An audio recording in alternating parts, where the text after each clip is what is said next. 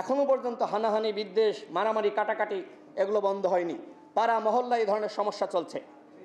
এই সমস্যা থেকে উত্তরণের জন্য আমাদের সকলকে কাজ করতে হবে। বাংলাদেশের জাতীয় ঐক্য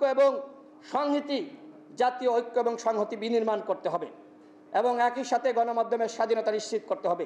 গতকাল কালের কণ্ঠের একজন সাংবাদিক ইমরান, তাকে আরেকজন এই ফেসিবাদের একজন সম্পাদক তাকে পিস্তল ঠেকিয়েছিল। শেখ হাসিনার পতন হয়েছে, এদের কত বড় ক্ষমতা! এরা সাংবাদিকের মাথায় পিস্তল ঠেকায়, বেতন দেয় না। সময় টেলিভিশনের সম্প্রচার বন্ধ করার কথা বলা হয়েছে, সাময়িক স্থগিত করা হয়েছে।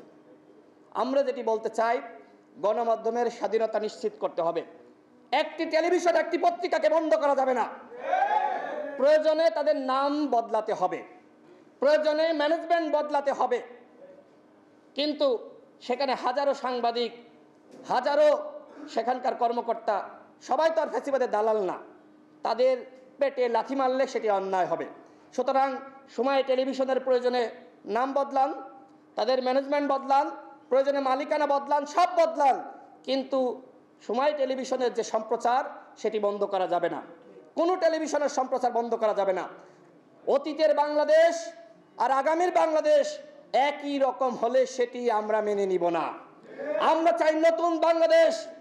আগামীতে জাতীয় সংসদ নির্বাচনে কোনো দুর্নীতিবাজ অংশগ্রহণ করতে পারবে না, কোনো অর্থ পাচারকারী অংশগ্রহণ করতে পারবে না, কোনো হত্যাকারী অংশ নিতে পারবে না।